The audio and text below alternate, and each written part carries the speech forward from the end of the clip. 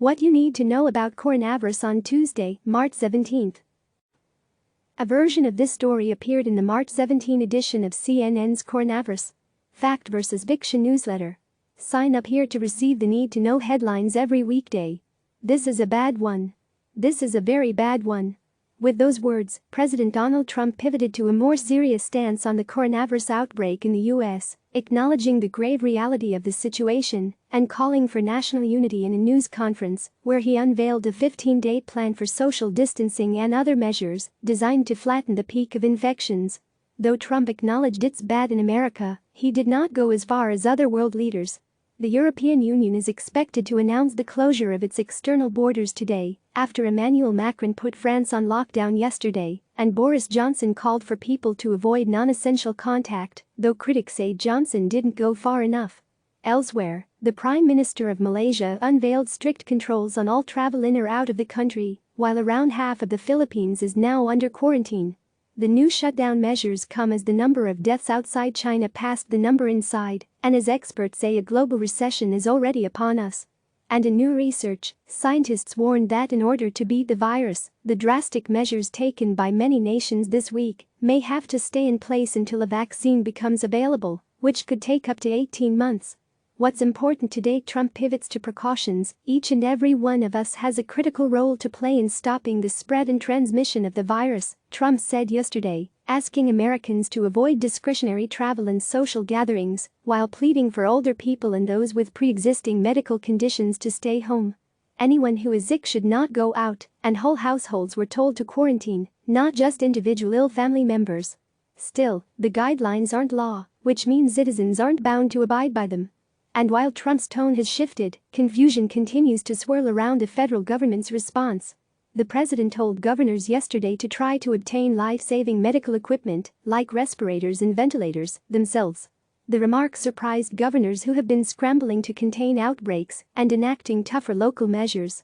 San Francisco residents yesterday were ordered to shelter in place for the next 3 weeks. New Jersey's governor called for a curfew between 8 p.m. and 5 a.m. and Ohio's governor asked for its Democratic primary to be postponed.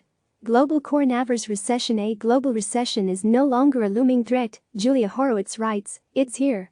Dire economic data released by China yesterday showed that the country was pummeled by the outbreak in January and February, and the world's second biggest economy looks unlikely to recover anytime soon.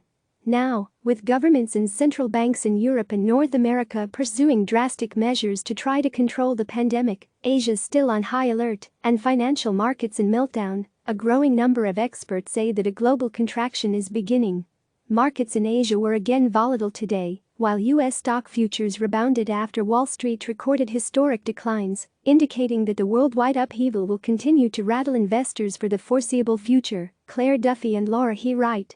The overnight rally, though, does not prove that markets are turning a corner, according to one analyst, who said it looks very much like a bear market bounce and not the coming of the dawn. World edges toward total lockdown. The European Union is expected to ban all non-essential travel into the bloc for 30 days later today, in a move European Commission President Ursula von der Leyen says is necessary to contain the outbreak. The UK won't be included in the ban. But millions of Europeans are already under lockdown after France, Spain, Italy and other EU nations restricted citizens and moved to seal their own borders. France has issued measures that require all vehicle and pedestrian movements to be justified. As lockdowns are imposed around the world, we need only to look to China to see the steep costs. Strict measures in the Chinese city of Wuhan, where the outbreak began, have been credited with slowing the pandemic, but they've also given rise to a deep well of public anger, resulting from stringent censorship, soaring food prices, and the failures of the local government, Lily Lee and Nectar Gan write.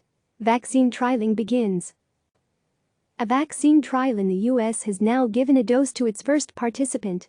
The study, which hopes to enroll a total of 45 healthy adults over a 6-week period, is a phase I trial meant to establish that the vaccine is safe and induces a desired response from participants' immune systems. Each participant will receive 2 injections about a month apart in varying doses. Meanwhile, the European Commission has offered up to $89 million, €80 million, of financial support to CureVac, the German lab working to develop a coronavirus vaccine, wading into a skirmish between Germany and the US over the company. An unlikely beneficiary. The lockdown in China's Hubei province, which began in late January, has had an unintended benefit. Blue skies.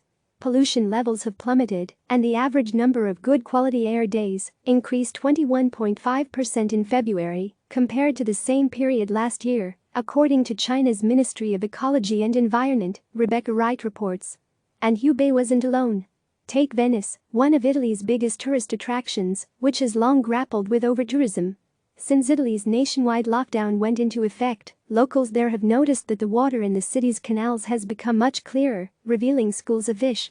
Olympics are still on. Japanese Prime Minister Shinzo Abe says he secured support from G7 leaders to hold the Tokyo 2020 Olympic Games in their complete form, which would provide proof that the world has contained coronavirus, he told reporters in Tokyo, following the G7 leaders' teleconference. On our radar, the Pentagon is keeping a bubble around its two top officials, keeping them physically separated at all times. The same cannot be said for President Trump and Vice President Mike Pence. Sudan has closed its borders, becoming the first African country to do so, but more nations on the continent are following suit. As other companies lay off employees, Amazon is adding 100,000 new full-time and part-time positions across the U.S. to keep up with the surge in online shopping. Children with coronavirus show less severe symptoms than adults, a study of Chinese patients confirms. The Euro 2020 soccer tournament has been postponed until 2021. Actor Idris Elba says he has tested positive but is not yet showing symptoms. With Cincinnati Zoo closed, Fiona the hippo is going online, joining other animals who are now streaming live. Today's top tips come from CNN correspondent Nick Payton-Walsh, who writes, "There'll always be food, you don't need toilet roll, don't worry about things you can't change, things get better and rebuild. And be nice, it may save your life." You asked. We answered. Q. What are the best ways to cope with coronavirus anxiety? A. Just like hand washing, there are things you can do to take care of your mental health. It's possible to strike a balance between ignoring the seriousness of the pandemic and going into a full-on panic. Things that can help. Pare down your sources of information, name your fears, reach out to others, seek support and be kind to yourself, A.J. Willingham writes. Thousands of people have asked us questions about the outbreak. Send yours here. From Tuesday's podcast, I had a bad headache. That's the start of it. And then the fever started to rise. I finally ended up with 104-degree temperature that I couldn't get to come down, John Haring, who caught the coronavirus on a cruise ship in February, said. What does it feel like when someone contracts COVID-19? CNN chief medical correspondent Rive. Sanjay Gupta shares the stories of 2 Americans who tested positive. Listen now. Click subscribe to receive the latest news.